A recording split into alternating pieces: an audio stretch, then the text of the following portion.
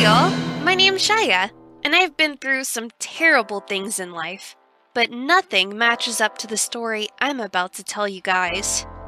I was a humanitarian, and I am here to tell you about the creepiest adventure I did as a social worker. So, it all started when I applied for a volunteer program, organized by a famous organ donating organization. I had always been a part of different organizations, and this was the first time I was working with a health-related organization.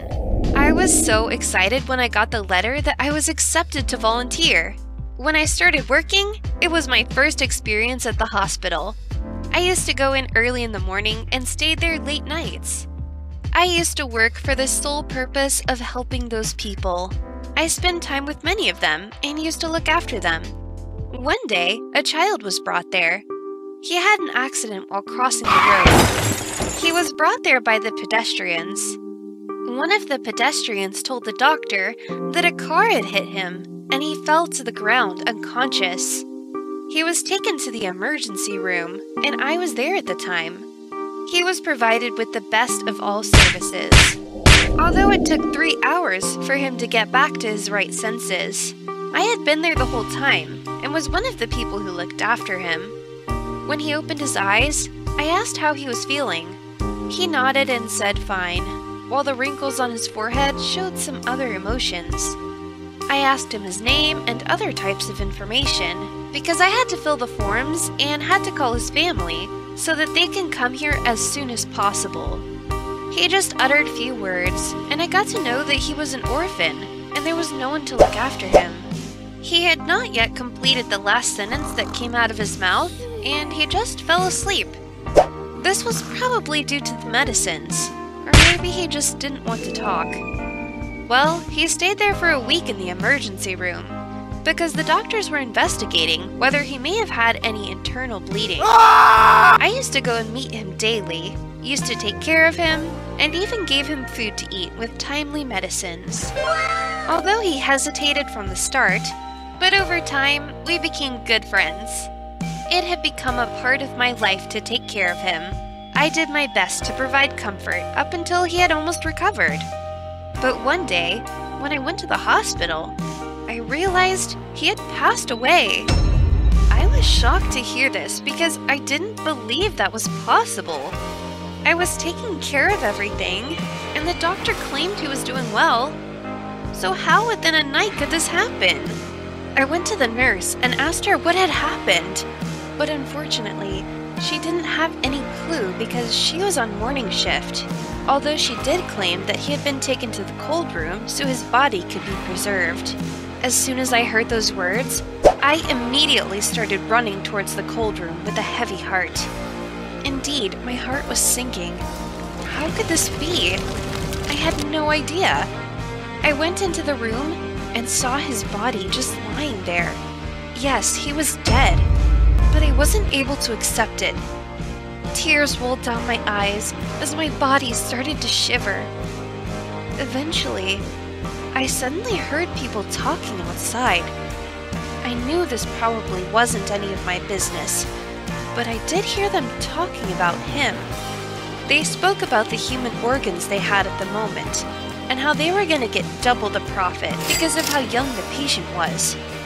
Towards the end of their conversation, I heard one of them say, "I'm so happy that this job pays so much money for the death of innocent souls.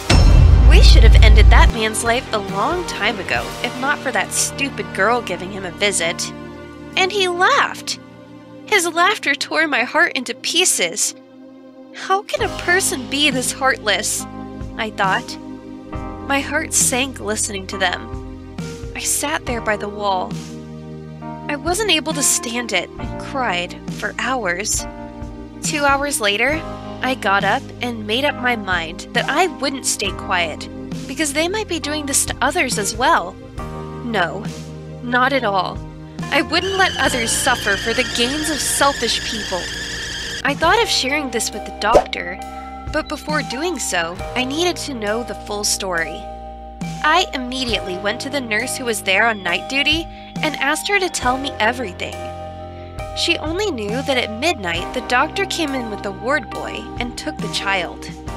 When I asked, he said that he is having some internal complications, so he should immediately undergo surgery, otherwise he would die. And then, after a few hours, they asked me to make the death certificate, as the boy wasn't able to live. The doctor had tried his best, but no luck after all. After hearing this, I was shocked that the doctor was also involved in this mess. Now I had no one to help me with this case. I did feel helpless, but the only thing that kept me motivated was my will to save innocent lives. I had to, at any cost. Then, I started investigating each and every one of them. I used to follow them around, and everywhere they went.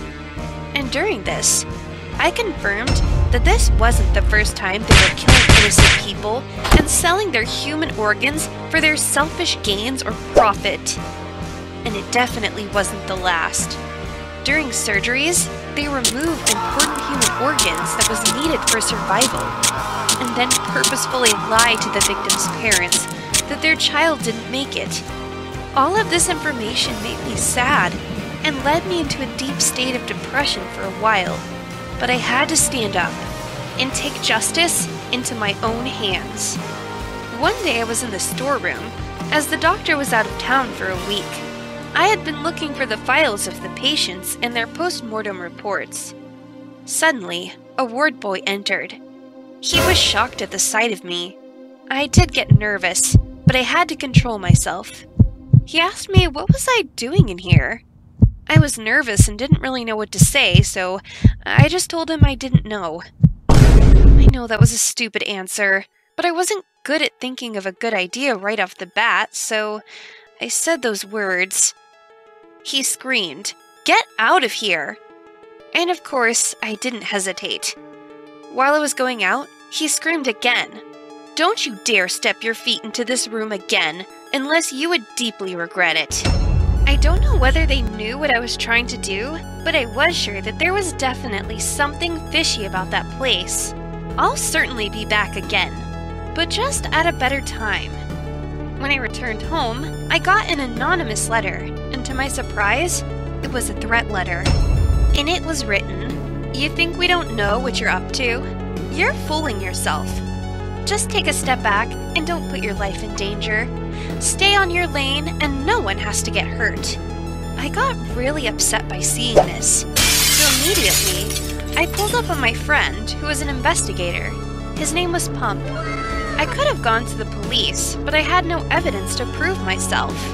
So I told him everything, and he suggested I should be really careful, as such people don't hesitate to kill anyone, and would never think twice if it came to hurting me. He gave me a small portable camera that I attached to my shirt. He told me to wear it wherever I go, so that everything could be recorded. A few days later, I had many videos of them, but none of them had confessed. Now I had to risk my life. I went to the doctor's office with only one plan in mind, and that was getting him to confess all the bad things he's done, related to taking the lives of innocent people. This was the idea given to me by my pump, who was an investigator. He basically knew that professionals would confess if they realized that the person to whom they are telling the truth is powerless and unable to do any sort of harm to them. I had to take this risk, even if it meant putting my life on the line. So I went in, and he welcomed me warmly and asked me to sit. I then started to let him know that I knew about all the illegal things happening in this business and how I would report the business to the police if they hadn't changed their ways. He listened to everything calmly and even put on a confident smile. His expressions didn't change even when I said I'll tell the police everything. He acted as though he was immune to going to jail for what he had done. So at the end, when I finished talking, he laughed and said, "Do you think I'm a fool? If you go out and say anything to anyone, you'll be killed on the spot. And if you manage to go to the police, they won't help you, as I have left no evidence. So, you should mind your business, stay on your lane, complete your volunteership, and get the hell out of here." I behaved as though I was helpless to make it look like I had no plan to take him down. So I abused him, and he said he would reap what he sows one day. He laughed and laughed. I got up, stamped my feet, and left. I had the evidence I needed, but I remained silent so that they won't have any idea what was coming for them. I spent the whole day working and left at the usual time. This was to make them believe that I had lost hope and decided not to ever get in their way again.